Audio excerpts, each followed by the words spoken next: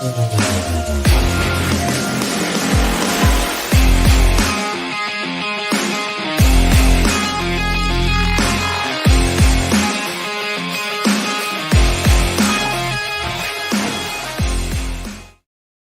everybody, to the brand new episode of the Hot Mic here on the Outlaw Nation channel. It's a hot one here on the West Coast. We are going to do our best to keep the heat going on this particular episode for sure. Got a lot of just recent news that dropped over the last hour or so that we're going to talk about here on the show, along with a bunch of other stuff going on in the world of entertainment. I am the Outlaw John Rocha, joined as always by the Sneider himself.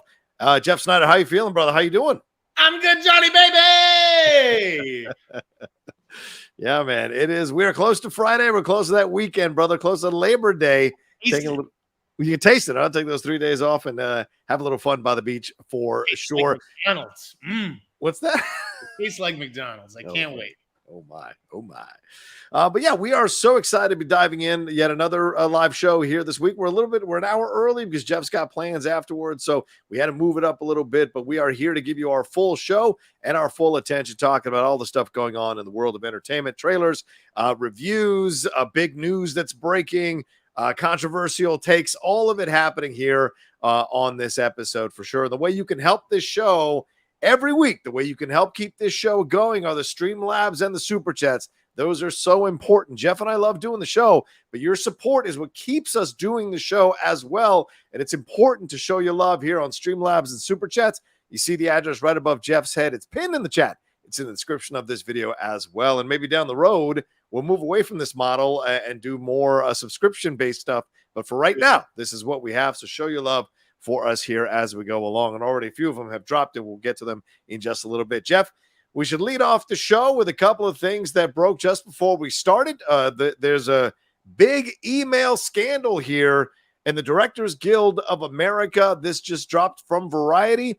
Apparently, a chairperson from the WGA, and I've got all the information here, so I'm going to read it to you all real quick. A prominent Directors Guild of America member openly advocated against the election of 10 writer-directors to the Guild's board early this month on the grounds that they were primarily writers and hailed from, quote, fringe groups. And the email has been widely shared, and it was from Linda Montanti, who is the chair of the Guild's Western AD/UPM Council, urged a block of DGA voters to not support the board candidates because they were outspoken about strike issues, and this includes Boots Riley, Sean Hayter from Coda, who wrote and directed Coda, Justine Bateman, who you all may know from was it the facts? Oh, I forget what it is, but anyway, Paul Scheer, Craig Mazin, who did Chernobyl, and The Last of Us. Sorry to bother you, filmmaker Riley Boots, as well as Queen Sugar showrunner Shaz Bennett, a teacher director Hannah Fidel, Catperson director Susanna Fogel,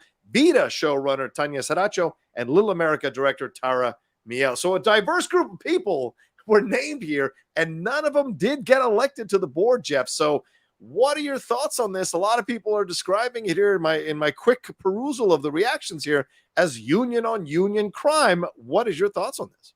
I don't know the actual rules of what people are allowed to do, if you're allowed to advocate for people or advocate against people. Yeah.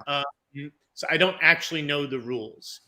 But my first impression was, this is fucked up, and this is why Hollywood is referred to as high school with money. Yep. Okay? It's just people talking behind each other's backs and making lists, and don't hang out with these people or talking to or associate with these people over here. These are rabble-rousers. These are troublemakers.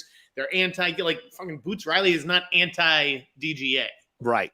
Just because he's exercising his right to strike as also a member of the WGA. So, I think this woman went way overboard here, overstepped her boundaries.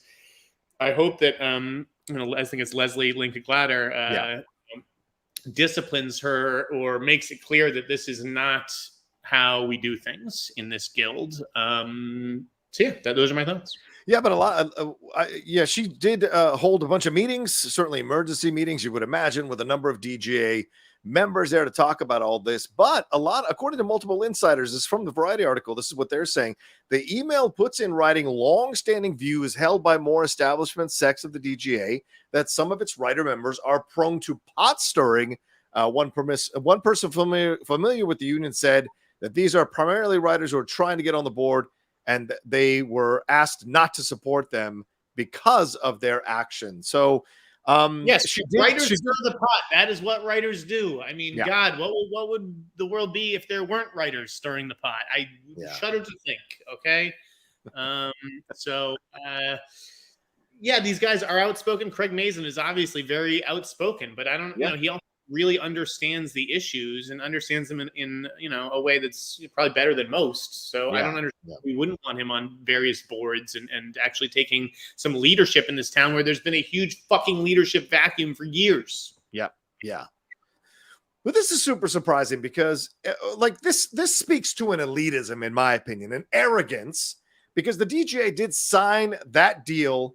And clearly, they're looking like assholes. Like to a lot of people, when they're putting it in frame, the fact that WGA and SAG AFTRA have not caved into the demands, and the DGA looks like they've played the favorites with the AMPTP and signed their deals. And the longer this strike goes on, the more they look like they sold out to the corporate overlords. And this email is even further proof that they see themselves, or certain sects, as the insider says, see themselves as above the writers, above writer directors, above the actors. And there's always been that feeling about some directors that they see actors as movable props and writers as expendable. That's how yes, of course. There's directors who think, these are all just pawns on my chessboard and I move them as I want. There's writers who are like, everyone is stupid. I'm the smart one here. I wish I could just perform this myself, but nobody's going to show up for that. And everyone thinks that they're the top of the food chain. Yeah. But the truth is that the only real people who are the top of the food chain are the studio executives. Yeah, for sure. Well, let's keep going with this, because I'm sure we're gonna be hearing more about this as this goes along. And as you said, we wonder how the president of the DGA handles this and handles disciplining, because this is a chairperson. Linda McContie is a chairperson, not just a regular DGA member who got rebellious and went on a whim. This is a chairperson supposedly representing sections of the DGA in negotiations. Her personal Gmail, though, she used her DGA sign-offs so that people would know who she was. But again, when we talk, she's the chair. I mean, one day you're not the chair and you're just a regular person, and then the next day, there's an election and suddenly you're the chair. Like, it doesn't, really make me change an opinion of somebody just because of a title. I just think if you've got a title, there's a certain level of expectation of behavior. Right. Is be responsible with it. For sure. And maybe that's how she felt she was doing. Like, she's like, this is the responsible play. We got to keep these guys away. But it just doesn't seem fair to me. Like, that's, especially if these 10 people don't even know, and they have to hear about it via a whisper campaign or some reporter calling and being like, hey, there's this email out there. And maybe that's why you weren't, now they go to bed tonight and it's like, they don't even know, did I lose fair and square, or was it this email that sabotaged my chances? So that's sort of just what's fucked up about it all. I agree. And you definitely don't want to get into a popularity or pissing contest with those people, because a lot more people know Boots Riley and Craig Mazin and Justine Bateman than they do Montanti. Yeah, absolutely. Yeah, exactly. And that's going to be something. So we'll keep tabs on that as it goes along. But another part of this is Jeff, you on Above the Line, you just dropped a fantastic interview here, anonymous interview with a member of the SAG AFTRA negotiating committee, spoke to you under the condition of anonymity about the negotiations with the strike. What can you, I read the article, but of course you're better to sum it up having written it. So what do you take away from the back and forth? What are some of the highlights for our people on the hot mic who are watching right now? Here's the highlight, okay? Because I interviewed Todd Black, who's the Equalizer 3 producer this week, and I asked him and Fuqua and those guys about the strike, and they're like, everyone is just like dug in their heels, right? Like, no one's giving an inch, but like you've got to retreat to your corners and start to take off these pieces of armor, because you're never gonna get anywhere if they all just like are presenting this front. Right. So the first things first is that, like, quite frankly, the WGA is very militant. This individual was in SAG AFTRA, but the WGA is very militant, and they want everything that they're asking for. Right. And I hate to break it to these people, because I'm rooting for them and I want them to have everything that they get. They deserve everything. Yeah. But unfortunately, that's not how a negotiation works.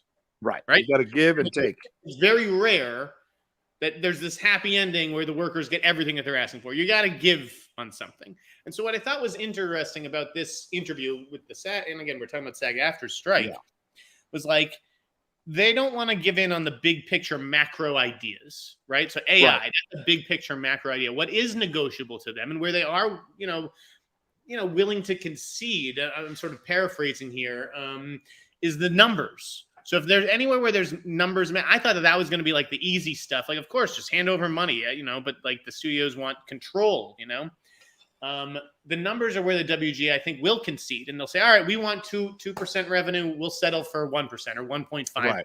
Right. In order to get the big macro stuff that we want. So we're going to help save you a little bit of money, but not, it's not going to come at the expense of our entire profession. Essentially. Right. And so I just thought it was interesting to hear. And again, they didn't go on the record with that particular question, but they left it up to me to sort of paraphrase what they and other SAG AFTRA members that I've spoken to have said. Yeah. And you just don't see people making those kind of like, well, all right, maybe we would be willing to concede on a few things, because everyone just right now publicly is presenting this like we want everything. Yeah. That's what I thought was interesting about it. Okay. I mean, I thought that they did just like a really good job breaking down some of the AVOD and SVOD stuff and where they see the business going, and how, okay, well, if we have shit contracts for SVOD, then we're going to start putting all of our money into like AVOD budgets. And that's why SAG AFTRA is like, well, we need to protect ourselves so that when the business does shift to ad supported video on demand, right? Yeah. We get a piece of it. Right. They didn't protect themselves the last time, basically. Right. They hinted that like the WGA in particular, even more than the actors, but the WGA in particular is really fighting for the data transparency, because they want revenue sharing. And in order to get revenue sharing, you have to know, well, how much is the pot? Well, what are we sharing? How many people saw this thing? Right. And he just says that's, they basically just said that's what the AMPTP is just like deathly afraid of, is opening up the books. Yes. It will expose to shareholders that we've been making hundreds of shows left and right that no one is watching. Yeah.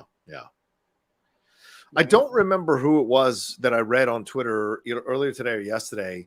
Someone that I respect, by the way, was commenting on the fact that, I don't know if you saw this as well, that she went to her dentist and the dentist had a producer in the chair who was part of the AMPTP. And he asked, like, when is this strike going to be over? The dentist did. And the producer said that essentially, I don't know when it's going to be over, but they keep wanting to open the books. We can't have that happen because they're going to find out how we're not making any money off of streaming. And they keep waiting for us to give them something of the pot that we haven't made.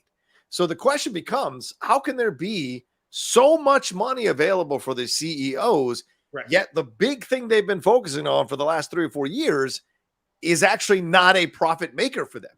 So there's a bit of confusion here. So when you talk about opening the books, that's what's really going to show us where all this money is going and who is making all this money and how they're being charged and what's happening here. And I just wonder when the dam breaks on that and somebody finally leaks something that they have access to as the temperature gets hotter in the room in these negotiations. The other thing this individual discussed was just like the great contraction that's going to be coming, and how, the last few years, because they've made so many shows, it's kind of led a whole bunch of people to believe this is a long-term career option for you. Right. And the fact is that it's not. And a lot of people are going to find that out.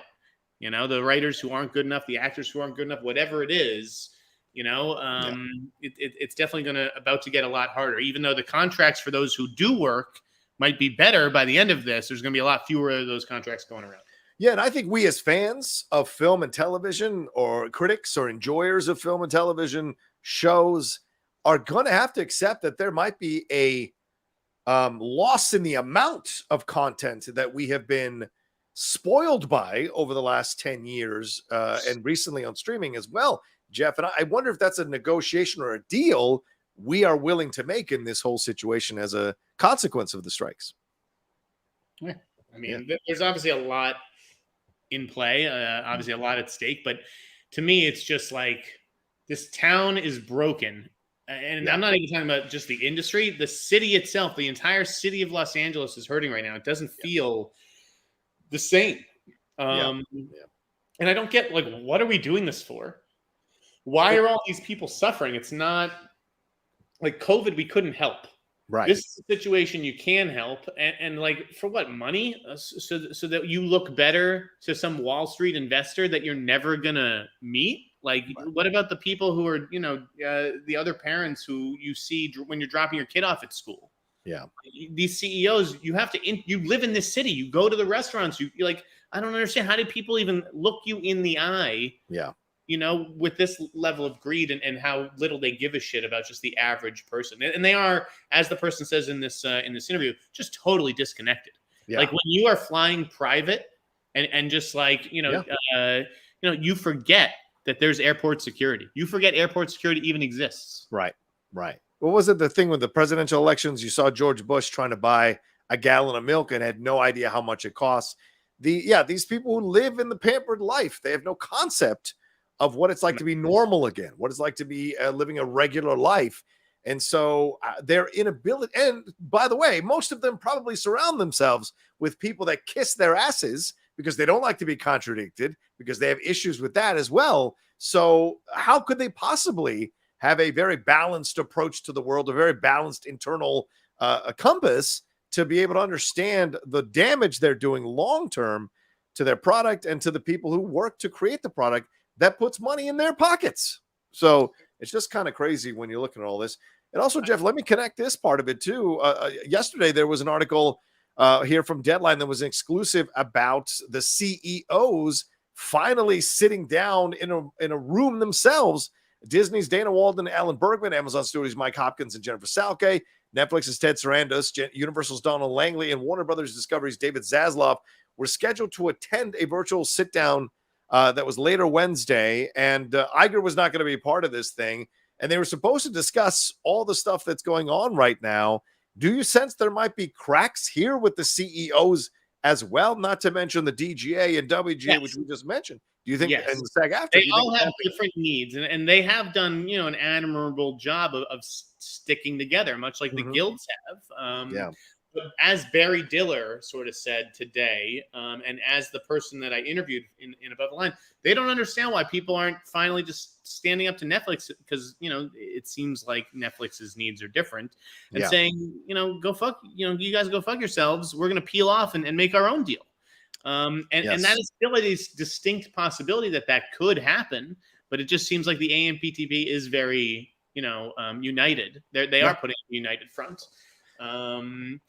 I just don't understand. Like, the studios are obviously like trying to protect their jobs and that kind of stuff. I know that they serve the shareholders, but like, are you really telling me, like, is Donna Langley really sitting there worried that NBC Universal is going to fire her if she doesn't help bring home the deal that saves Universal $100 million a year or whatever on writers and actors? Like, you're really going to get rid of her because she finally was like, this is enough, and we're definitely, ending the strike today. Right. I've almost thought about, because I really, out of everybody, I really look up to Donna. I really respect her. Interesting. And I think sometimes it takes a woman to get the men at the table to fucking sit down and focus and make a deal. Right. With all this stuff about who could be the savior, could it be Bob Iger or Ted Sarandos? To me, I think it could be Donna. And part of me has thought about it in recent weeks, like writing her an email. I wonder how much of this stuff touches her. Like, does she hear the chants of the pick lines? Do people actually say things to her? Or are they afraid to because she's the head of the studio? Like, I got nothing to lose. And it wouldn't be like angry. It would just be like, Donna, like, I respect you so much. How can I respect you the same when this is all said and done and over, when, you're kind of responsible for why this has gone on for as long as it has? One of the people responsible for sure. And let's say two things on this that connected to. Yes. And let's say two things connected to what you said here, Jeff. You mentioned Barry Diller. Barry Diller doing an interview recently. He said the strike does one thing and one thing only in the end, because the strike will get settled. What does it do? It strengthens Netflix.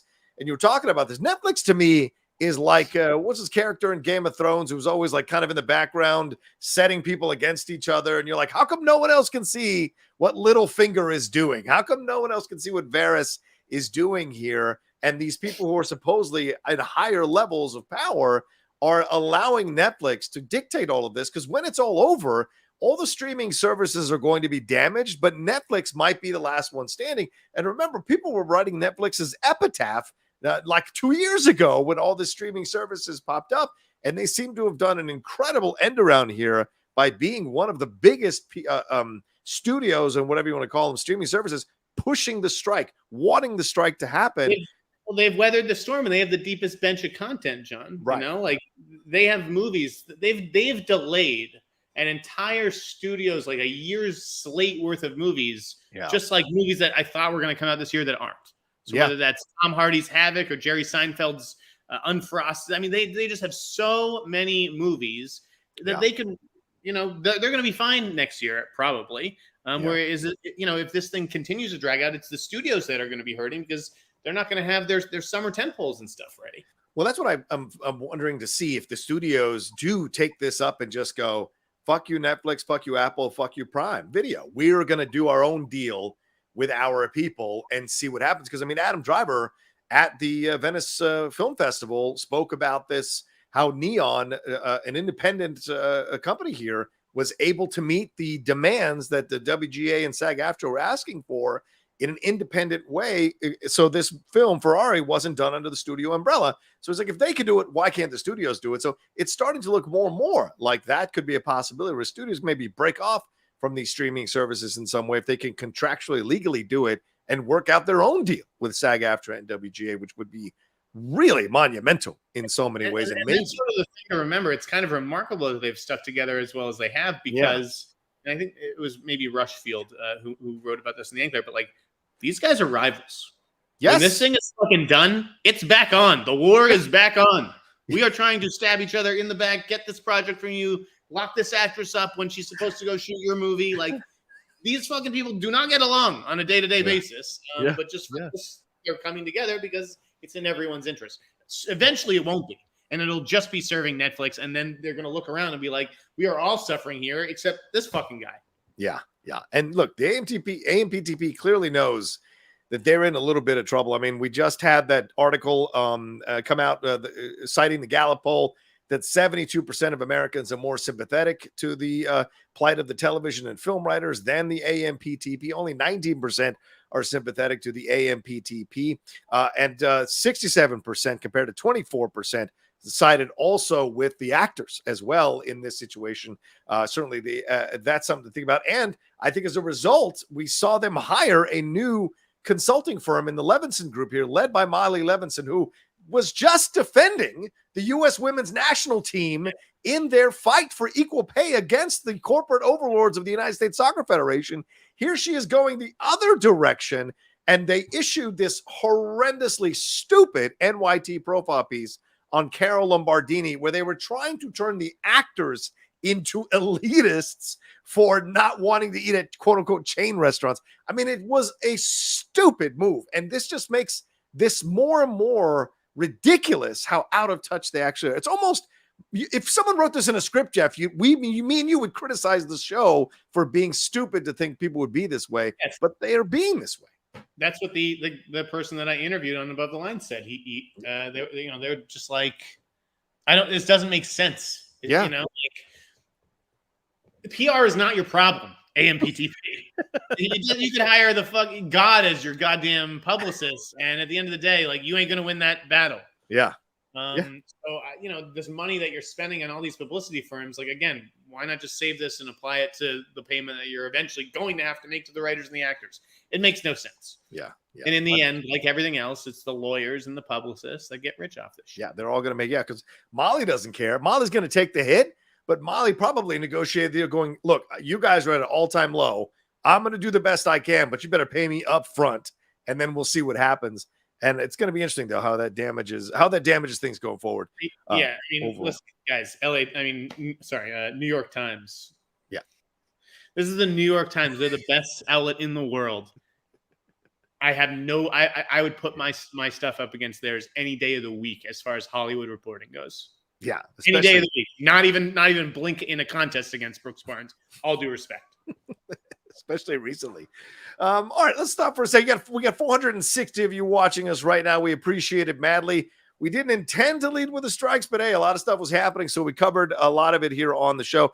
Kind of what we do here on the Outlaw Nation. We are still covering TV shows and films and what have you here, but we're also talking about the strikes every week, and that's a way that we are keeping in line with what's going on out there in those strikes and respecting the WGA and SAG AFTRA. I am a SAG actor, just full disclosure here in all of this. So let's take a quick break, Jeff, and so we calm down a little bit, and then we'll jump into some other stuff on the backside of that here. And remember to subscribe to us right now. Almost 500 you watching us live right now. Please hit that subscribe button and hit that bell button while we're taking this quick break. We'll be right back right after this.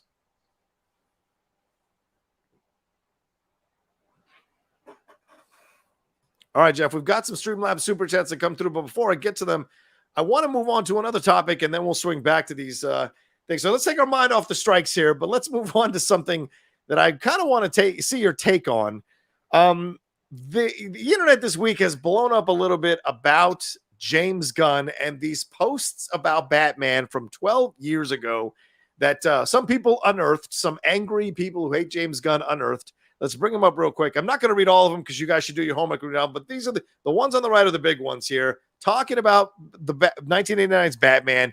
He said Keaton had a ridiculous voice that said, I'd rather put up with a ridiculous voice than with a horrible action sequences and acting barely worth of the Batman TV show. I have no idea how you can think that the Burton Batman has more similarities with Moore or Miller's Batman and Joker than Nolan's does. And listen, I have problems with both of Nolan's films. Clearly, this was before Dark Knight Rises. And I don't think either one of them is a classic. I don't even think Batman Begins is that good, but they're far superior to the 1989's Batman. None of your defenses get by the fact that despite being the first cinematic dark take on Batman, so what? Stallone's Judge Dredd was the first dark take on Judge Dredd. The movie is awful, and Jack Nicholson is doing Jack Nicholson in The Shining with shitty clown makeup. Fuck you, everyone involved with that travesty. He went on further to bash Danny Elfman's score, calling it amateurish, I think, or sophomoric in that way. So, Jeff, a lot of people looking for ammunition against James Gunn. I wanted to bring it up because it is stuff that was happening this week and got a lot of buzz on social media. What are your thoughts on this? This was 12 years ago. It got buzz on social media.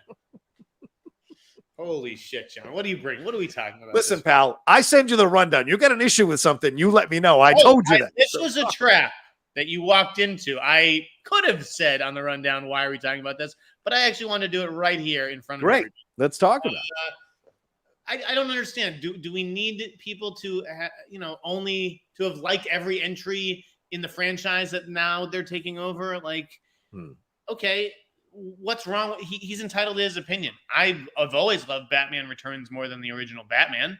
Okay. I think the original Batman is a flawed film. And I also think Batman Begins is a flawed film. I think it's the weakest of Nolan's trilogy. So I really didn't have an issue with what he said. I think it's totally fine that the head of DC may not have liked some DC movies 20 years ago. Don't see what the problem is. He doesn't need to worship it at the altar of fucking Batman. And frankly, that's not what you want. That's a big reason why some of these movies are as bad as they are, is because they're made by fans, okay? Super fans. And it's fine that James Gunn, like that is him. But I find that a lot of these movies are made by super fans, and they completely shut people like me out because I have no idea what the fuck I'm watching. I don't know that Easter egg, and I don't know this and that. And like, just tell me a fucking story. Make a movie for everyone that the hardcore fans can maybe appreciate more than general audiences, but still invites everyone in under the tent. Fair enough. Fair enough. Yeah, I wasn't bringing it up to say I think we should pillory James Gunn. It was more a matter of like, I'm asking you, what do you think about the fact that people went back 12 years in the past to find this stuff to post? Nothing surprises me. Nothing surprises. I had that argument with someone who I didn't just block them automatically a few weeks ago. I don't even remember what the fuck we were arguing about or whatever. But like, where am I going with this story, John? I don't know. You brought it up. Yeah, go ahead. Yeah. Right. No, it's like you're having an argument with somebody about a specific thing, and then they're like, hey, here's a tweet Sneider deleted 8 years ago. Like, well, is this you, buddy? Did you write this? You know what? Yeah, I did write it. And what kind of a loser goes surfing on the internet for it, or like goes into his little private Sneider tweets folder and busts that out? It has nothing to do with what we're talking about. And that's how people argue these days, because people are stupid. Yeah. No, I don't disagree with you. I had a situation like that a few years ago where some intrepid producer went and found some clip and then edited some audio clip to make it seem I was saying something that I wasn't saying. And so you have to deal with that nonsense because people are always hunting for clicks and likes and views and all that nonsense. And it's crazy to me. I understand why people might be upset about it. I get it. You want someone who respects DC, especially what a lot of people consider to be some of the best DC movies. 1989's Batman, Batman Begins from Nolan, and The Dark Knight. Remember, he's bashing The Dark Knight as well. So it's kind of an interesting point of view. But you remember, this is James Gunn 12 years ago, coming out of what happened with Trauma, trying to be the cool, edgy, hip guy, trying to be anti-establishment in his own way. And how many of you have the same opinions 12 years ago that you have now about certain content? 1989's Batman at the time, and I remember I saw it 8 times in the theater. I thought it was the greatest superhero film ever made this side of 78 Superman. But now it's such a dated, campy film that only the scenes with him and Keaton or him and Nicholson really work. Everything with Basinger and Robert Wool is stupid. James Gunn make those comments on Facebook in 1989? No, he made the comments 12 years ago. Right. Right, yeah. Exactly. So 12 years ago, Batman probably looked dated by then. Right, exactly. Yeah. But I mean, Dark Knight, that still holds up. So Dark Knight is great. Anyone who knocks Dark Knight doesn't know what they're talking about. Yeah. How old is Rocha? I'm timeless, Clarissa. Timeless. Right. Timeless. See this? Jet black hair. All right, let's hit some of these StreamLabs super chats, Jeff, and get some of your answers and our answers to these questions here. Nancy Mallory says, "Hi, John and Jeff. Are you planning to watch Taylor Swift's Eras Tour concert film in theaters in October? And do you see it being a box office success?" And we should add that The Exorcist Believer was moved up a week so it wouldn't have to compete with this Taylor Swift's Eras Tour movie that was just announced. So, Jeff, your thoughts. Will you go see it? You Beyonce lover. And will you think absolutely not? I will not go see it, although I have been listening to a little bit more T Swift. But no, I'm not a big concert doc guy in general, especially with those audiences. Like, definitely not going to the theater to hang out with those audiences. Yeah. It is, notable that Exorcist moved. I don't think, because Taylor Swift, I think, has already sold like $10.5 million in pre-sale tickets. Yeah. So, if you're The Exorcist, like, you're already operating on a pretty thin margin, I think. I don't think we were expecting Halloween numbers of opening to 40 or 50 or whatever Halloween opened to. So it's if you're planning to open to 25 and now Taylor Swift's coming into town and eating 10 million of your sales, you got to find a new release date. Yeah. So I think that was probably smart on Universal and Blumhouse's part. I do think that Taylor Swift's movie will absolutely be successful, but only because it's a concert doc full of her music. Because I don't remember all the Swifties turning up for Amsterdam. Do you? Well, it's not her acting that she's known for. So no, I'm saying these are huge Taylor Swift fans. Right. I don't think that you can just cast Taylor Swift and make bank. But I think if it's, a movie about her music, that with her singing, then yes, it will. Yeah. How can I say this? Yeah, I think it'll be a success, box office success. I don't think it'll be what people imagining in their crazy minds, that it'd be $500 million or $1 billion or anything like that. It's a concert doc, like you said. They do relatively well. They're not that expensive to make. I remember Stop Making Sense is one of those first ones that I ever saw that I was like, whoa, you could do this with a concert doc. So it'll be interesting. It'll fun. It's fun for the Swifties and whatever, and they'll enjoy it for sure. So we'll see. But you broke some news on Beyonce. Do you want to tell people about that news you broke on Beyonce? Let's back it up. Okay, so let's do the whole story. Gather around the campfire, folks. It's story time. So I took a job earlier this week. Okay. With the Daily Mail. Oh, a British publication. Nice. And I knew what I was getting into. I knew what kinds of stories they were going to ask of me, and I was okay with it. Okay, I'm operating on a 50% pay cut right now. I'm going to be totally candid with you guys. I got a nice apartment. That's expensive. It was probably expensive even before I took a pay cut. Sure. And now I'm operating on this 50% pay cut because FYC ad sales have been slow, right? All the studios and streamers are pulling back. So I've had to make ends meet. So I took a job at the Daily Mail, or at least, I was going through training for, eventually a full-time gig. It was, obviously going to work out if I wanted it to, but so I was going to suck it up and swallow my pride and write these stories, which were like, they were giving me like, here's Sarah Sampaio's Instagram, like bikini photo shoot. Can you write about, this bikini photo shoot? And it's like, first of all, this is weird to begin with, like a 39-year-old man, like going to like a 22-year-old's Instagram and like, wait a minute. This is part of the job. You told me last week, bottoms, you should be able to enjoy bottoms no matter what age you are. So you should be able to enjoy her Instagram no matter what age. That has nothing to do with it. Watching a movie and then writing about a half-naked woman's body as a 39-year-old, I felt creepy. I'm supposed to. Oh, I see what you're saying. Right, like Sarah Sampaio, like in her tan body, glistening in the sun, wearing a brown bikini, and again, I was fine. I was going to do that to make money. Okay. The problem eventually was on day 2 when we're going through everything, and again, thank you to Heidi Parker at the Daily Mail for even giving me this job. I'm super grateful to her. This is no reflection of the Daily Mail. I knew what I was getting into. It was that on day 2 of training, she's like, all right, so once I get you trained, right, you're going to be working like some nights and weekends. Right. I was like, I don't really do weekends. Like, I'm a 40-year-old guy. Like, I've been in this for 20 years. Like, I'm not some 24-year-old kid coming to her for a job, just like any old job. Like, I have a job. I'm just trying to make ends meet and get some side scratch. So she's like, well, then I don't know if this is going to work out. And listen, I could have stayed on through the training, right, for 2 or 4 weeks and just gotten that paycheck or whatever, and help myself out for a month. And then when it finally came time to go on staff and she's like, you're working weekends, I'd be like, all right, I got to quit. But that doesn't seem fair to them. Why train me and spend all this time to train me if I'm only going to leave because I don't want to work weekends? Right. Part of it, though, is like, you got to know who you're hiring. Right. And it's like, I literally went from writing about Beyonce's Instagram photos to now I'm trending for breaking actual Beyonce news because I'm a real reporter and, quite frankly, better than writing up Instagram things. Right.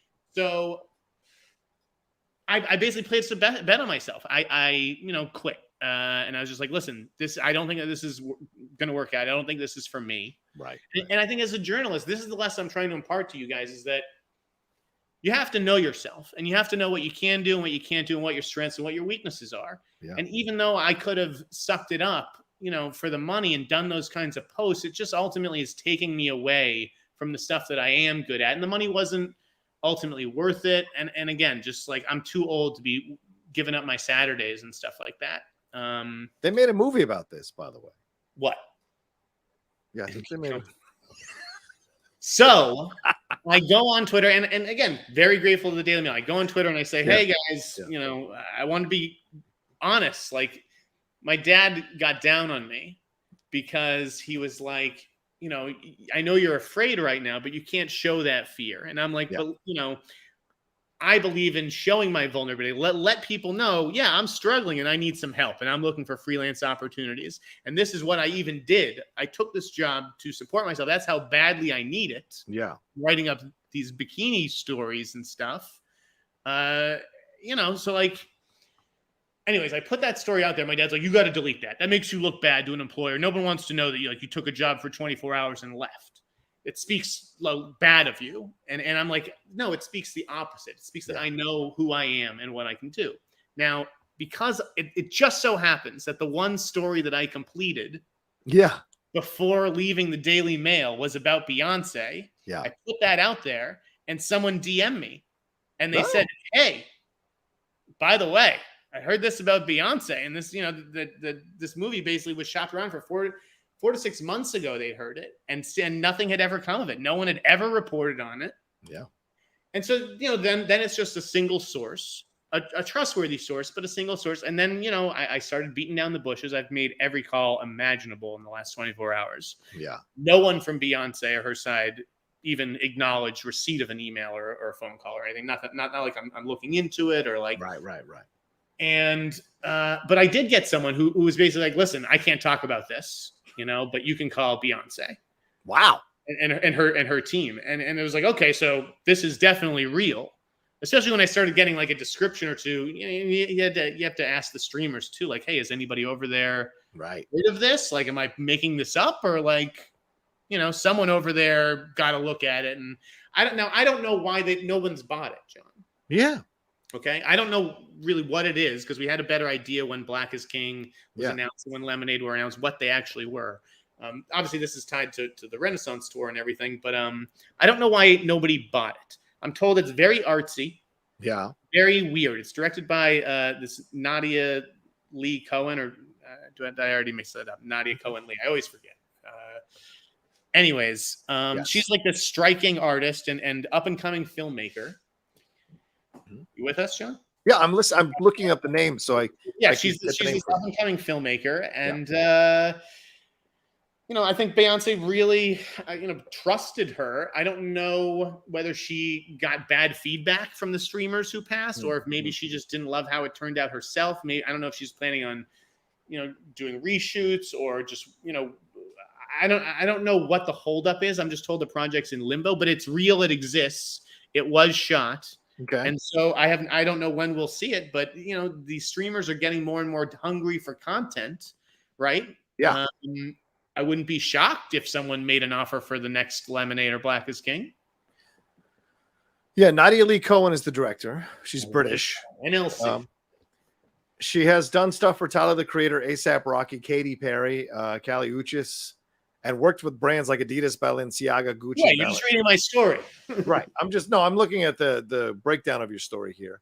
But I'm saying that, oh shit, did I go dead again? God damn. Yeah, you're black screen. I thought that you'd gone black because you were looking something. Oh, is that why you were asking me if I was okay? Yeah. Yes. Not that I mind being the only person on this stream. Yeah. All eyes on wish. Sorry. Yeah, it's an interesting situation because you have to look at it like, well, it feels like this is the time for Beyonce to be competing with Taylor Swift, because she is in essence coming for her crown. Taylor may have already taken it. And we haven't heard much from Beyonce recently over the last couple. Listen, we're two cisgender white males talking about that, or it's not white males, but males. Taylor Swift is stealing Queen Bey's crown. I think there's you can make a case that she has come on and she is making so much money off that Eras tour. People are saying that she is saving the economy. No one ever said that about Beyonce. So it's massive what's going on here. It's definitely Taylor Swift versus Beyonce.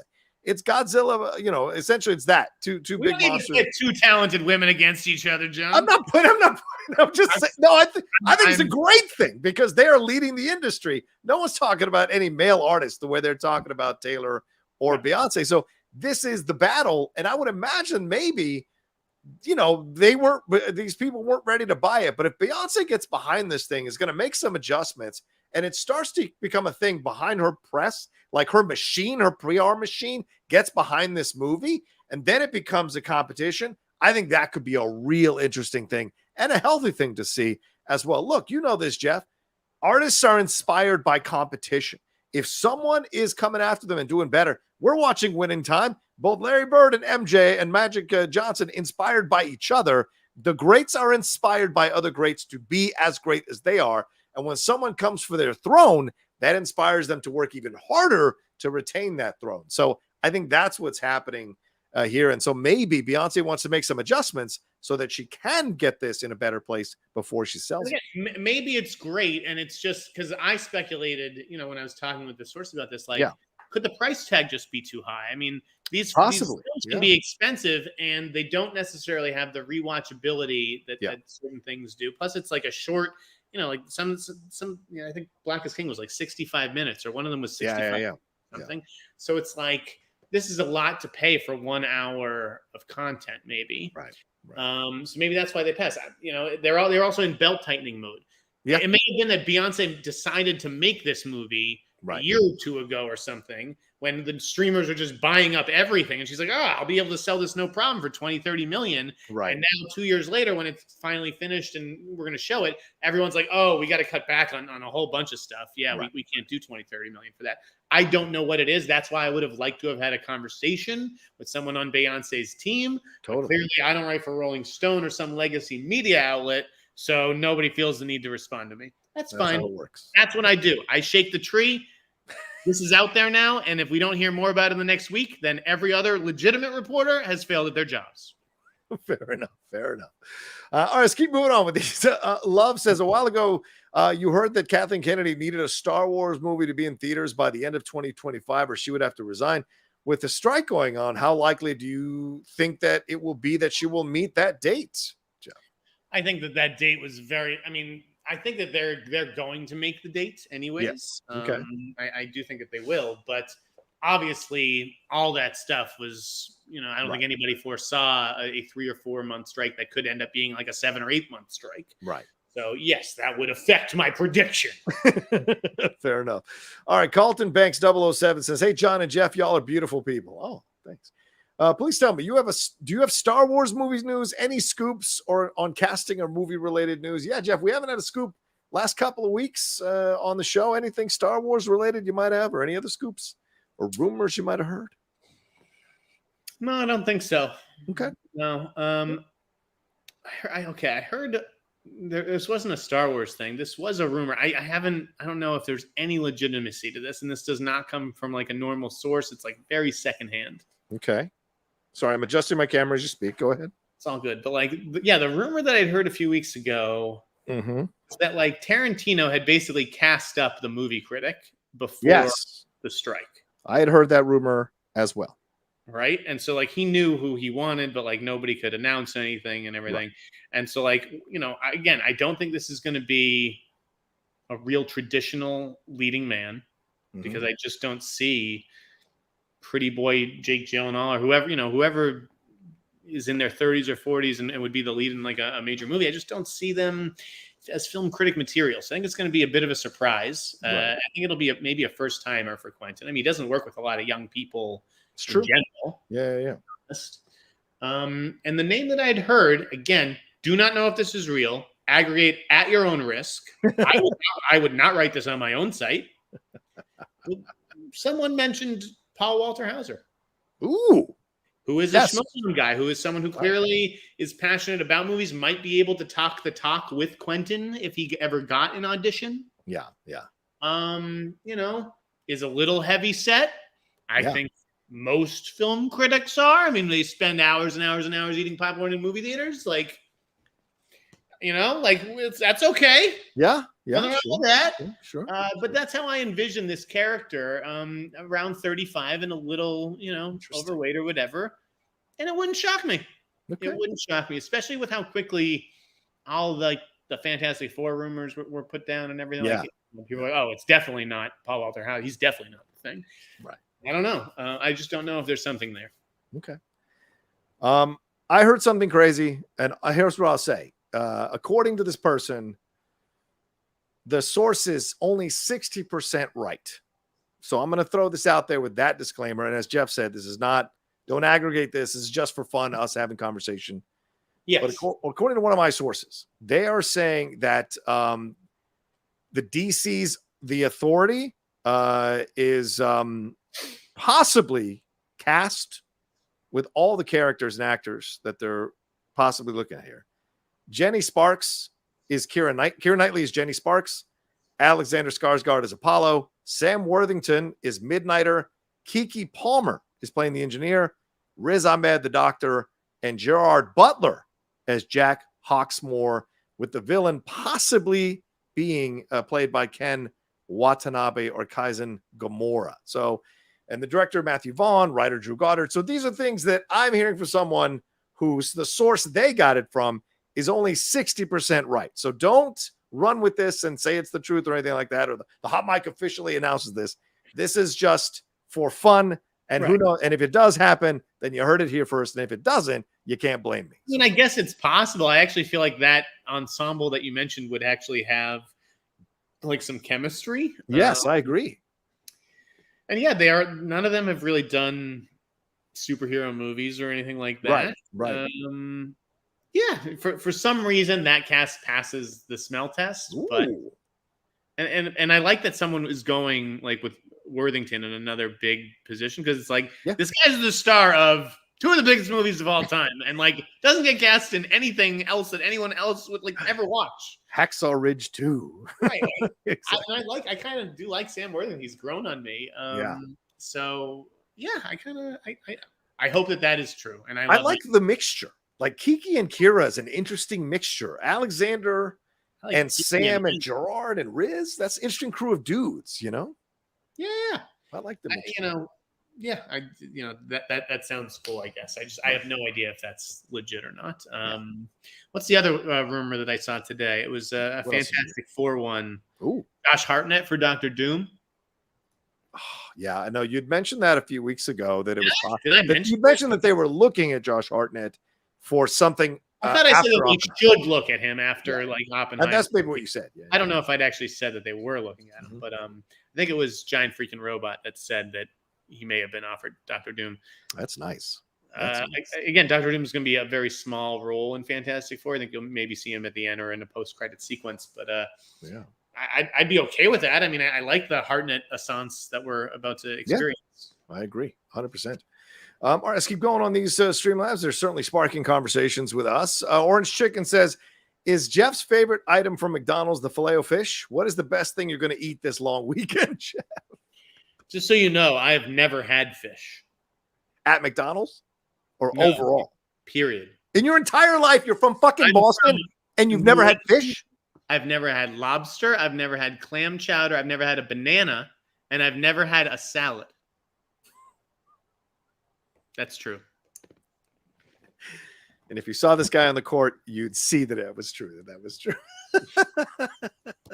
I would school you. He would. But at this stage, right now, you would absolutely school me. What would you have? I'm a very weird eater. I think it was a piece of calamari for a very pretty French girl about 15 years ago. She batted her eyes at me and she was like, would you eat a piece for me? And I was like, all right, I'll try like a piece of calamari. It was so gross. I have never eaten anything from the sea since that day.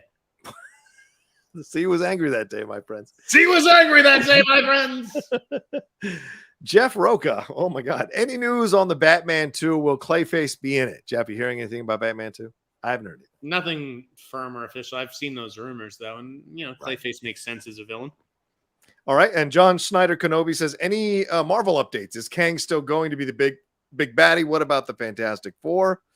Yeah, I don't think we know anything about that, right, Jeff? Until like the trial with Jonathan Majors later on this year. What can you say? Yeah, I guess we should all, wait. Isn't that a novel idea? Let's all wait for the trial and see what happens, and actually wait to see, if this guy's guilty or innocent. But I'll put it this way: Searchlight has gone radio silent on Magazine Dreams. It does not appear to be coming out in December. Searchlight is owned by the same company as Marvel. That would be the Walt Disney Company. And so if they think, that movie, that they can't put that movie out or drop that on Hulu or something, like, I don't see why they think that they could put out a movie that, a zillion more people are going to see. You know what I mean? Like, again, I think everything that he shot will be used, but eventually it just feels like, especially with the multiverse of it all and how he can appear and, differently, like, why wouldn't you recast? Yeah, mess around with that. Gentleman Scientist says, hello in Sneider. I want to thank you for endorsing Gran Turismo on National Cinema Day. We watched it in 4DX for only $4, and it was an amazing experience. It was like we were in the car, every turn, every crash. We felt it all. And Dear Outlaw, thank you for championing Blue Beetle. It exceeded expectations much better than The Flash. They really misfired with marketing. I cried 3 times watching this movie. No reason why this Jaime Reyes can't continue to be in Gunn's DCU. We need more Zolo Mataduena in our lives. Yeah, Jeff, your thoughts on Turismo and Blue Beetle, which you tweeted out and I retweeted as well. Did you see Turismo? I did see Turismo. I liked it a lot. Yeah. Yeah. Did you feel like, what did you think about them using the Moby song? That's like the only conversation I really want to have about this movie. Like, is that allowed? Is it a cheap thing, or was it actually done well? Because I actually think it was done well, even though it's like, this is kind of a cheat. No, I thought it was done really well. I'm telling you this. I thought a lot of the reason this movie worked is because of Neil Blomkamp. I do think that the other actors, of course, I thought the actors did a really good job, especially Jamin Hansu, who was a revelation in the movie, for God's sakes. But I thought this was very much one of those films where the director's stamp is all over it. And the reason it works is because of the director's instincts. Him putting you in and out of the contraption that does the Gran Turismo thing. I thought that was genius. And there's a lot of little things that he did as a director that I thought worked really well. And yes, there are some cliche underdog moments that you've seen in other films like this, but it worked in this film, and I really enjoyed it. And the earnestness of the main actor's performance is another really big reason why this film works. And of course, David Harbour, who is just stellar. Harbour was really good. Do you think, again, back to the song, do you think that like, is that allowed, or is it, I mean, it was used in Heat 28 years ago. Yeah. Okay. Of course. I mean, part of me was like, oh, come on, you're going to use the Heat music at the end of this? Like, now you've got me. Now I'm crying and you're manipulating me. But I do think it was well done. Yeah. And Blue Beetle you loved. Blue Beetle, yes, John. You got me. You got me on that one. I'd heard that it was going to be dog shit, that it was going to be garbage, and then people started seeing it and said this is actually really good. And I'm like, well, we've heard from you guys before. You've proven you're not very trustworthy. But you know what? When they're right, they're right. Right. And Blue Beetle was a lot of fun. Really thought Angel did a great job directing it. Yes, Zolo was very good. I liked George Lopez a lot. I liked the color scheme with the purples and the blues, and I liked the score. Like, that was a clever, 80s synth. It had some flaws, but it had enough heart that it did get me here, and that's all I'm fucking looking for. I don't care how big and bad your villain is, and how many cities and planets he destroys or eats, and all this VFX. Just tell me a good story, and this had one. Yeah, agreed. There you go. It's worth it, and it's worth it to go back and rewatch it. It's got a couple of really good moments to relive, and of course, the family is just stellar, absolutely stellar. Okay, let's talk about trailers. We should have led with trailers because holy shit, what a fucking week for trailers. Let me lead in by this. Travis Earl said, "What did Jeff think of the Killer trailer? My interest skyrocketed when I found out Fassbender was coming back." All right, let's get into trailers. The Killer. Holy shit, it was better than Sex this week. You see those trailers we got? I did reactions to some of them. We got the Killer, we got Ferrari, we got Saltburn, which is Emerald Fennell's next film. We got the Book of Clarence, and I'm going to throw in, just for my own sake, the Meg Ryan and David Duchovny movie got a trailer as well, which I thought was really surprising. From Bleecker Street. Looks awesome. I mean, yeah, like, that's obviously my number one most anticipated movie of the year. Fassbender is so good. He's been sort of away for years, but he's so good. There's no bigger Arliss Howard fan than me. This guy got second billing in the trailer. Arliss Howard, my guy from Plain Clothes. So excited for him. I just, Messerschmitt obviously killed it with the cinematography. Yes. Dude, goodness. This movie's going to be fucking awesome. I don't give a shit if it gets 0 nominations. Like, if it's just not an awards movie, this is going to be the movie event of the year. Yeah, I agree. When I did the reaction, I was blown away by what we got here. And I love that you just heard him saying this over and over and over again. Stick to the plan, and then getting unsettled by the end. And the imagery here. And look, it's a film that finally lives up to the talent of Michael Fassbender. Fassbender has been in a number of films. He never delivers a bad performance. Even in the shitty Snowman movie, he's not bad in the movie. The movie itself is terrible. He does a good job. And this film looks like finally a director was able to meet Fassbender at his talent level and know exactly why he works as an actor and why people enjoy watching him. His aloofness, his distance to the material is one of the reasons why we enjoy Fassbender. There's a mystery here, and we like unwrapping that as we watch him in his work. So it's great. Saltburn, looks amazing. Yeah. I am a big Block Party guy, so they used a Block Party like remix track for that whole trailer, and it fit so perfectly. I loved just the way that the fonts were done, the text on screen with the credits. And the changing colors and everything. So here's the conversation that we have to prepare ourselves to have, because I haven't published this yet, but I'm going to soon. All right. And it was my first list of Oscar predictions. Yeah. I don't see how Greta Gerwig gets nominated. Are you going to sit there and tell 5? me, if you're talking 5 nominees, right? Are you going to sit there and tell me that Barbie, for all the money that it's made, is a better directed movie than this movie Saltburn that I saw that trailer for? And some of those compositions? I don't know. I don't get it. I mean, give Barbie, Barbie's going to get a Best Picture nomination and everything, but I don't see how Greta Gerwig, how we're going to give her a nomination over people like Michael Mann doing Ferrari or Ridley Scott doing Napoleon. Or Scorsese. Obviously, Scorsese and Nolan, that goes without saying. Those two guys are in. But like, the women who are in the, who are up for it this year, Emerald Fennell with Saltburn. You have Justine Triet with Anatomy of a Fall, which looks like a fucking masterpiece. That'll be like the first movie I see if I end up getting to Toronto. I'm just saying, like, people think Greta Gerwig is like a lock for that third slot in Best Director with Nolan and Marty. I don't see it. And I think two other women stand a better chance than her this year. That's fair. I got to see those movies first. Right, of course. You're just speculating. We're speculating this far out. But I texted you earlier today about the Ferrari trailer and about the Ferrari first reviews. It's about 70, 80% right now, with about 22 reviews on there on Rotten Tomatoes. But a lot of glowing reviews from people whose opinions I respect on movies. So we may have been like jumping the gun a little bit here in the summer. There's a very real possibility where we start looking at Oppenheimer is struggling to get a nomination, struggling to be in the conversation with Killers of the Flower Moon, possibly Ferrari. We don't know how Maestro is going to do, even though you've heard bad stuff about it.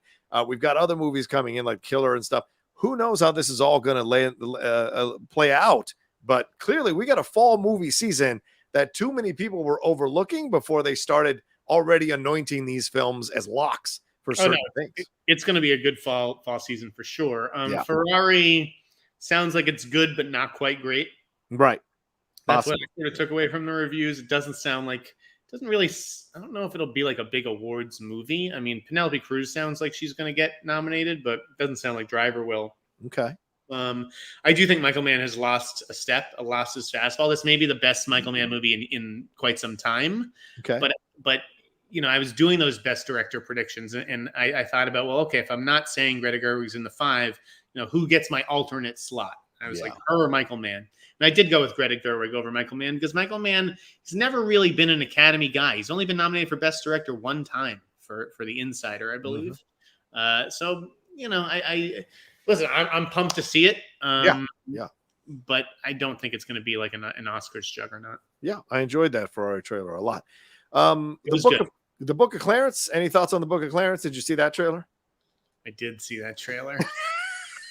I mean, that's just not for me. I mean, I never understood like the idea for that one. Right. Well, I don't like the, do I want to see Jerusalem in 33 AD or whatever the hell it is? Like, I'm not a fan of those movies to begin with. So this is what, like, does he start actually performing miracles? Possibly. I mean, I was curious, and that's why it's a good teaser because he starts to like he gets asked to walk on water, and then it cuts away, right? Yeah. It's a hell of a cast, but did you love that last movie that James Samuel did, The Harder They Fall? Not love. Love is not the right term. I think I enjoyed it, but not loved it. It was fun for what it was. Yeah. 2.5-star movie for me. I don't think I'd call it good, but it was close. It was on par with some of the okay efforts from Antoine Fuqua. That's what I would say in comparison. So, did you like Equalizer? Equalizer 3, I have not seen. They didn't screen it down here in San Diego. They didn't screen it in certain cities, which I don't understand. I'll call Denzel. He'll hand deliver a screen. Yeah, I'll see it. I'm going to be seeing it tomorrow though, for sure. Because I want to do. I liked it. Now I can talk about it. Yeah, I really liked Equalizer 3. It might even be the best one in the series. Wow. I agree with some of the complaints were like it's never really had like a great like villain, like a really formidable sort of villain to take on in these movies. But like Todd Black was saying, like we don't compete with John Wick because John Wick is obviously defined by its action, and our movie is defined by character. And the edge that we have is Denzel is one of the greatest actors ever. Right. Keanu, I love Keanu, but he has his limitations. So I just prefer this movie to the most recent John Wick movie. Okay. And I love Dakota Fanning. I mean, like really enjoyed the scenes between her and Denzel. They have great chemistry still all these years after Man on Fire. Yeah. So yeah, I would recommend it. If but it is violent. Good. I mean, I want to see a violent film. I like violent films, for God's sakes. All right, let's take a quick break because we're at the half-hour mark again, and we'll be back to have some more conversations about some stuff right after. Wrap up in like 15 minutes, maybe. You got to wrap in 15? Okay. Right after this. Maybe 20.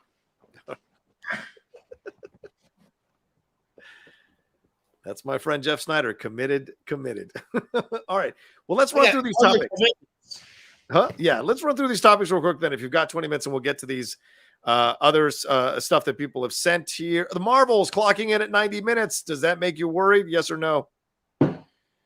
No, these movies should be a lot fucking shorter. No, I'm not worried. What would worry me if someone said that the Marvels is clocking in at 150 minutes? That's what would worry me. I agree. That would worry me too. Do you think it's going to stay, or do you think they're going to push it? I would stay. I don't understand. I mean, all right. I don't understand all these pushes. It really doesn't make sense to me. Sounds good. The Flash did soft numbers on HBO Max. Is this pretty much confirmed that this is now one of these pariah superhero films? No, I don't care what fucking numbers a movie did or how it did at the box office. Like, I stand by my initial assessment. Okay. Flash is a good movie until that abysmal third act. Yeah, there you go. I agree with you. All right, Disney lawsuit here. There's a lawsuit by these investors saying that Bob Chapek and others misled them about these Disney Plus numbers and inappropriately shifted costs. And there's another investor suit as well over a cost shifting scheme as well, and how Disney obstructed the deal between TSG Entertainment Finance and 20th Century Studios to prop up Disney Plus. So, do you anticipate that this is going to be something settled out of court and this is just investors rattling their sabers, or do you think this is going to be a legitimate punch in the mouth for Disney to deal with here? I don't know. I'm not a legal expert, Okay. but I would probably imagine that, they paid to have it go away. And they're just like, listen, we fucked up with this Disney Plus stuff. Like, we just, you got to eat it. Just fucking eat it and move on. Because I don't think you want to take a financier to court and have that. You don't want to open up the books and all that stuff, man. Like, it's nasty. Fucking pay them off whatever they're asking and get out of there. Fair enough. Disney VFX artists unionizing, voting to unionize here, following the heels of the Marvel Studios people voting to unionize. So the VFX artists. So do you think this is going to happen? Do you think this will eventually go down? It's supposed to be the ballots are due on September 11th. The vote will take place on September 12th. Do you anticipate that they will unionize? I mean, if they can, I don't know why they wouldn't. I think, there's certainly, especially in that field and that line of work, like you need certain protections and that's what a union will get you. So I don't know why anybody would vote against it. Okay, fair enough. The Idol canceled after season 1, your favorite show of 2023, and The Great canceled after 3 seasons on Hulu. Your thoughts, Jeff? I mean, truthfully, because even I'm confused at this point. I always thought that The Idol was a limited series. It was a 1-season thing. Yeah. But then you had, some actors said, I signed on thinking it was a limited series, but then Davine Joy Randolph, I think, said, no, this was like an ongoing thing that we were expecting to continue. Right. Do I think that there are episodes that were shot that are finished that they never aired for some reason due to controversy? Absolutely not. No. I think the show was 6 episodes when Amy Simons was doing it, and then they said, we're scrapping this, we're rewriting this, and now the show is 5 episodes. Okay. All right. Anything about The Great? And I'm going to miss The Idol because it was different. Again, you may not have loved it. No one was making you watch it. But it was. I think that's part of the problem, Jeff. It was for the perverts out there. Okay. Oh. And in America, we have a lot of perverts. Okay. Do you know what David Fincher thinks of his audience? What? That's David Fincher's whole ethos of movie making is that I make these movies for perverts. That I believe America is full of perverts. America full of perverts. Yeah. Yes. Right. So it's I don't know. It's just a bummer to see the media. I think the media did that show no favors. I think it kind of took it down and poisoned the well. I've just never seen so many people hate watch a show. It's a puritanical media. You know this. It isn't, and they would never think of having The Weeknd has in that. Yeah, fair point. All right, let's keep going real quick here. Anything was fucking? What do you think Facebook is? It's literally a social network started by pervs. That's why they built it. There you go. Bob Barker, Arleen Sorkin passing away. Bob Barker, 99 years old, almost made it to 100s. Arleen Sorkin, 67, very young in comparison. Your thoughts on the loss of Bobby B? Spent many a sick day with Bobby B. You know, the price is wrong, bitch. He was 99. We all saw the joke. He lived to be 99, closest to without going over 100. Yes, thank you to the thousands of original comedians out there. Arleen Sorkin, yeah, the voice of Harley Quinn, also nominated twice for Emmys for her work on Days of Our Lives. Yeah, you're an established, revered voice actor yourself. So why don't you pay tribute to one of the greats? Sarcastic asshole. Yeah, look, Arleen Sorkin. Harley Quinn, Adventures of Harley Quinn on HBO Max. What are we talking about? That's not a different person. That's not her. That's Kaylee Cuoco. Arleen Sorkin, incredible talent. I mean, essentially created with Bruce Timm, the character of Harley Quinn. I always say that you cannot create something without a voiceover artist bringing it to life. She brought Harley Quinn to life. We would not have Harley Quinn in our lives without her. Margot Robbie and so many people owe her for the work she did there. She was a soap opera actress on Days of Our Lives for many, many years. And then, did this thing as a joke on one of the episodes, dressed up as a clown. And that apparently inspired them to create the character of Harley Quinn. It was supposed to be a one-off character.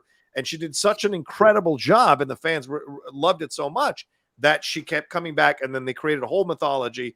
Her and Ahsoka Tano, Harley Quinn and Ahsoka Tano, two of the recent creations in two separate franchises that were not part of the original creations there. So she did a wonderful job on that. She was also a writer and a producer. She co-wrote Picture Perfect, the Aniston film, and she was a writer and producer on How to Marry a Billionaire and Fired Up as well. So a very talented woman, and sad to see her passing at such a young age. So R.I.P. And yeah, Barker's my boy. I grew up on Barker just like you. When my parents would sit me in front of television so I wouldn't have a Spanish accent to my English, Bob Barker on The Price is Right is what I would watch in the daytime. So I would keep that going and understand how to speak English through Bob Barker and many game show hosts. It may be why I talk like this now. And let's see what else we've got on the news. Wait, John, there was heartbreaking news at the top of the show, by the way. Not as heartbreaking as losing Bob and Arleen, but MK Songbird or whoever it was in the chat tipped me off to the fact HBO has delayed True Detective to 2024. I didn't see that. Shit. What the fuck? This was like I Jodie checked Foster the one? screener app almost every day, just praying that the True Detective episodes magically appear there. I know that there was no release date. I thought it was going to be this summer. Then I thought it was going to be like October, November, something like that. Now they're telling me it's 2024. This sucks. I'm January. upset. I don't like it. It's January of 2024. I think we can live through 3-4 months, Jeff. I know. I don't want to be like that person on Twitter who's like, they delayed Dune. How dare them? Fuck the AMPTP. Yeah, the less said about her idiotic ass, the better, for God's sakes. All right, real quick, I want to ask you this question. I know we have Streamlabs, but I need to ask it. Jeff, this week, Ridley Scott said that he has a 4.5-hour cut of Napoleon. He said this to Empire Magazine. David Ayer was on John Bernthal's podcast and raged about what happened in Suicide Squad. He's still on that kick, and he claims that James Gunn is actually sympathetic to his plight and may allow him to release his cut. And then Antoine Fuqua, not to be left out of the conversation, said that he wants to recut his terrible Magnificent Seven remake and Tears of the Sun, two of the worst films that he's directed. Are we getting a little fucking out of control with these directors? And you're the one that said years ago, and I didn't believe you, when Zack Snyder was lobbying for his director's cut, you said this is going to open the door. And I thought, no, they won't want to do this. But you look like you're Nostradamus right now with this fucking prediction. Dude, Ayer in particular, I understand this guy's a little bitter and resentful a little of what happened in this movie. This is a talented guy. Move on. Yeah, I agree. Drop it and move on, David. Please, as a fan of yours, as someone who will go watch your Shia LaBeouf little movies with Bobby Soto and just drop this. Yeah. I was so excited for the Suicide Squad movie that he did. Like, the trailers were incredible. I think they're some of the best trailers Warner Brothers has ever cut. And that's why when I was a critic at Mashable, I called it the most disappointing summer movie of the summer and possibly of all time. Yeah. It was terrible. Okay. And I just, like Jordan Rumi wrote about it too this week. I don't see where there could be a good movie in there. This does not look like this is a bad movie, but there's a good movie in there trapped and trying to get out. I can't even see that. If Cara Delevingne is still in the movie, it's going to be a terrible movie. Her Enchantress was horrible. Horrible. There's no editing around that. Zero editing around that. So, yeah, ridiculous. Yeah, David Ayer. And I mean, it's same thing. Fuqua. The Magnificent Seven? That can't, like, Rumi said the same thing about that. Can we just forget this movie didn't happen? Can we just forget it ever happened? Yeah, exactly. So terrible. But it was just like the definition of who needed this. Yeah. This is such a dumb retort. Homo erectus, Coppola and Lucas recut their movies constantly. There's like 50 Apocalypse Now cuts. Yeah. Now, Coppola and Lucas, okay? We're talking David Ayer and Antoine Fuqua. These are different conversations, my guy. Prime. Coppola and Lucas are like retired like filmmakers, more or less. I mean, I know and those movies were successful. Yeah. Like, they're old guys. Yeah, they're going to tinker with their masterpieces and stuff like that. David Ayer, you're like, keep making movies. Don't look backwards. Look forwards. Fury was good. End of Watch is good. He's a great filmmaker. Go and do talented. Yeah. Move on to the things you're good at. You're not going to save Suicide Squad. You're not. Wild. Yeah. You got to take that L. David, go back on the horse and make a good movie. Don't try to recut movies that you've already done that suck. I hate when Jeff's right, and he was right about the director's cut things. I did not agree with him at all. All right, let's run through these StreamLabs so we can get out of here. Brian Brawler says, I just need people to just go touch grass, please. And thank you. Love Jeff Sneider, and I guess John Rocha is okay. Thank you, Brian. Appreciate that. I'm Two Fly Cam says, I'm curious, how does Marvel's look to you two? It looks benign and generic as fuck. MCU is dead. Also, congrats to my Seahawks beginning their Super Bowl campaign soon. You guys ain't going to make the playoffs, let alone a Super Bowl. Just cut it out. You had one good year from a journeyman quarterback that had a nice run. Trust me, the defenses have figured out what he can do and Pete Carroll can do. You'll be lucky to make the playoffs. But yeah, the Marvels looks generic. I'm not excited. They released a featurette today. Didn't do anything for me, Jeff. I don't know about you. This may be the first Marvel movie I skipped since Thor: The Dark World. Wow. Yeah. Strong words. I mean, I just don't like why am I showing up to theaters for this? Only because it's part of the MCU? Like, yeah. Okay. Yeah. Well, it's only been 90 minutes, Jeff. You can be in and out. I'm Two Fly Cam says, also, is sports coverage coming back, Rocha? I don't know. I'm thinking about it. I haven't talked to Winston yet. We'll see. Mike Joyce says, is the Marvels really 98 minutes? Yes. It seems like that is what they're saying, that's the big rumor coming out, that it's only 98 minutes. They haven't officially said that, but from a lot of strong sources is what they're implying. So we will see. Haskell says, hi, guys. Jeff, how was Metallica? I hope you weren't too far up where it sounded muted. Was it everything you hoped for, blown away, or disappointed? That's a bummer to hear that it sounded muted up there because I'm going up there for Beyonce on Saturday. I was actually, I had decent seats. I wasn't on the floor, but I was like in the second level. Nice. Beyonce, I'm in the fifth level. Metallica was good, but it wasn't great. So they're 75 years old, aren't they? It had nothing. These guys still fucking rock. The problem is they played like 6 songs that you want to hear, 6 songs that you're kind of familiar with, and then 6 songs you've never heard of. So, and it's like, they didn't do any repeats. So like, the first night you get to hear Nothing Else Matters and Master of Puppets. And I was a little bummed I don't get to hear those, but I got one and, Enter Sandman or whatever. And I can't imagine going to night 1 and not hearing one or Enter Sandman. So it's tricky. The problem is that, let's face it, people just want to hear the old shit, and Metallica has to sell out their new albums. Nobody fucking wants to hear these songs, but they got to. Yeah, fair point. John Spiliotopoulos, good to see you again, John.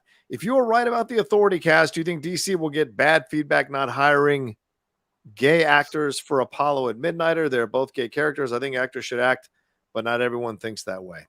I don't know, man. I really don't know. I think we're in this weird transition spot right now, again, where people are much more like there's a strong pushback to people saying you need to be this way, you need to be that way to be cast in certain roles. So I don't know. We'll see in the future.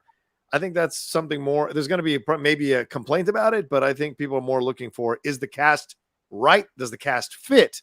and what are they going to do with the characters? I think that's what let them bitch and moan. I cannot stand this. I can't stand this way of thinking. We need to stomp it out. Okay. Yeah. You shouldn't find, oh, you're the perfect Apollo. You're the perfect Midnighter. Everything looks great in costume. And right before you step on the set, it's like, you fuck guys, right? And they're like, no, I don't. You got to go. Like, it has nothing to do with who you're sleeping with after the cameras stop. Like, I don't understand. You're an actor. Act. Yeah. You got to be gay to be in this movie. I'm sorry. This is a gay character. You gotta be gay. I don't think it would get that far. I think that'd be the first question, not the question when you get on set. Why? Thomas Strofke says, Jeff, have you heard anything about the Bourne franchise? I feel like it may be time for a new take. Probably is time for a new take, to be honest. I mean, they've waited long enough. That's not a bad idea. I was surprised that they never did like a Bourne series. Did they? Was that they had considered it? They never did it, but they had considered it, and there had been talk about the black. What is it? Whatever the black ops. Yeah, Blackstone, whatever. I think that is the way into it. And I think a series would probably be the best. I would go and do it on Amazon. I mean, they have the audience, all those kinds of shows, like Dad TV, basically. But if you were doing, the big screen, who would you cast? Not that he needs to be a young Matt Damon. I'm not even saying it has to be Jason Bourne. Maybe Jason Bourne's just a title that they pass on to people. I couldn't stand. I really am not a big fan of the Bourne franchise. But who would you cast? As Jason Bourne? What about the dude that I mentioned for Superman, Harris Dickinson? How about homie from Saltburn? He was up for Superman as well. I like not Keo. Jacob Elordi. Yeah, not bad. He's young. Oh no, for sure. And I really like him. He's great on Euphoria, but he just has a weird physicality because he has like this long neck, and like he's a little lanky. But doesn't that make him interesting? I mean, who thought Damon for a fucking secret agent? Who thought Damon for? I mean, I guess he could be like a decent Bourne. But I actually don't think Barry would be terrible because Barry's a scrappy little fighter dude. He is. I got to see Barry put butts in seats. When I see Barry put butts in seats, then I'll consider the possibility of a franchise for him. I mean, Damon had won an Oscar by the point. I don't know if there's anybody that you're casting in a young Jason Bourne movie who's putting butts in seats, really. Unless it's like Eric Styles or something. There's not a lot of guys. You're not gonna cast like Timmy as Jason Bourne. That's not a bad idea. Can we get Lucas Hedges back out here? Like Lucas Hedges was really headed in the right direction, and then he just kind of disappeared. We got to get him back. Who's the guy that does? I just saw him in The Bear. The guy that plays the. Was it Lucas Hedges? The guy who played Nova in Guardians of the Galaxy Volume 3, and he was in We're the Millers. Oh, Will Poulter. Will Poulter would be I think would be a very interesting Jason Bourne. If you're going to do movie, not series, movie, I think Poulter would be a nice choice. Personally.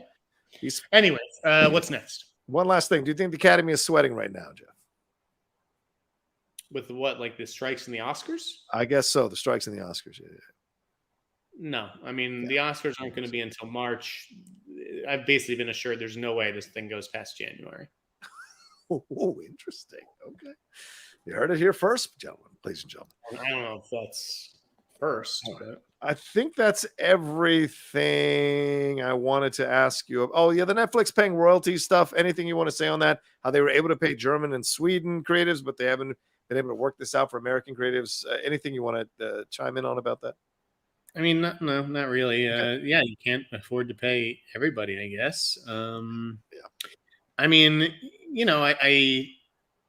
there were a bunch of like interesting media moves and stuff this week that I thought. Okay, you want to talk about it? Go ahead, man. You said you had to hard out, so Mayor Roshan, who was my editor at LA Mag, is now the co-editor in chief of THR, which I think is a great hire for them. Nice. I think he's a really talented magazine editor. So I think that's very, very cool. Tim Gray, who's been at Variety for 42 years, left, and he's taking a position at the Golden Globes. And Tim Gray has a lot of integrity. I think he's a class act. Yeah. And so hopefully he will get in there and roll up his sleeves and help out that organization. I've kind of written off the HFPA at this point in the Golden Globes, but if they do want to salvage them, then you have to make the group and the brand trustworthy again. Right. And I think Tim's a good step in that direction. I agree with Eric Cohn, who is the critic and columnist and editor at IndieWire. Okay. For the last 16, 17 years, left this week, and he's going to run Harmony Corinne's production company, which is like an amazing opportunity. Congratulations to Eric. He was my editor at the NYU student paper. So we go back to the college days. Wow. So yeah, it was just, it's cool to see a whole bunch of people changing gears and tacks, and I wish everybody the best of luck. Yeah, thank you, Roach Smythe, for reminding us. Sorry, I get so caught up in looking at industry stories, but yes, Roach Smythe, yes, R.I.P. to Garth McMurray, Jeff, one of the big fans of the Schmodown, a guy that both of us have had interactions with and really enjoyed talking with. Somebody who sadly suffered a number of health issues whenever we would get and talk to him, but a guy who was so much fun to talk to. The drawings that he did and the ball busting. I mean, him letting me say that I'm gonna drag my balls across his face became a whole thing between us, which was a lot of fun. But your thoughts on Garth and the untimely passing, honestly. You never offered to drag your balls across my face, John, and I'm a little disappointed by that. But yes, R.I.P. to Garth McMurray, who was just a great supporter, a guy who always stayed positive and never lost his sense of humor despite all the challenges that he faced. And it seemed like, he was spending more time in hospitals than outside of hospitals. Yeah. I always, tried to send him a DM or whatever and just be like, hey, man, hang in there. Keep fighting the good fight, whatever it is. So yeah, very, very sad to lose him. And he was an important and valued member of the Schmodown community, who I think will be remembered by all of us. Yeah, 100%. R.I.P. Garth, brother. We loved you, man. And it's a sad loss for all of us. That community, the more time we take away from it, it feels farther and farther away. But there were so many great people in that community who supported us and had fun with us. Huh? I miss it for sure. Yeah, 100%. Me too. Meanwhile, this guy comes up to Los Angeles, everybody. He doesn't even call me anymore. Doesn't even call me. When you consistently text me back when I text you stuff, then I'll fucking call you. You waiting 4 days to text me, you can suck my balls, brother. So you kiss my ass. Just make sure to drag him across my face. That's right. Maybe you can bet on the authority. Yeah, I feel like, the Garth's passing is probably a good place to wrap it up. Let's wrap it up. All right. Thank you all so much for joining us. We appreciate it madly. Thanks for the lively chat. Always love you. 600 of you joining us right now. As we're wrapping up, please make sure you subscribe to this channel. I'm so close to 30,000 subscribers. I'm in the 100. I need 100 more subscribers to cross 30,000. Please subscribe if you haven't done that. Appreciate it. Thanks for the StreamLabs and Super Chats. Jeff, another fun show. Please let people know where they can find you. Oh, boy. They can find me screaming like a madman outside my balcony. Everybody follow John Rocha. I need 100 more subscribers. Listen, pal, I got to make money. Subscribers equal money, and that's the life I've chosen. Dude, so please. I'll be here soon enough. I'll be launching my own YouTube in no time, except it'll be on onlyfans.com, and I won't be wearing any. Thank you, everybody. AboveTheLine.com for all my exciting scoops. If you know an editor out there, tell them to hire me. LAMag.com occasionally. And Daily Mail. Mail online. You can find the 3 stories that I wrote there. Good stuff. Again, thank you to the Daily Mail, because I would not have broken this Beyonce story today if it weren't for you guys. All the single people. All right. Thanks, guys. As for me, it's at The Rocha Says on Twitter, Instagram, and TikTok, The Outlaw Nation on Twitch. Don't forget, we've already dropped to the 2 spoiler reviews for the Ahsoka episode 3 on the Geek Buddies and the Jedi Way. They're up now on the channel right now if you guys want to watch them. Also, tomorrow we're going live with the Geek Buddies at 4 p.m. PT live. 4 p.m. PT, having some fun Q&A, talking about the entertainment industry geek news happening this week as well. So come and join us live, 4 p.m. PT tomorrow. All right, y'all take care of yourselves. Be well, and we'll talk to you next time with another brand new episode here of The Hot Mic. Peace.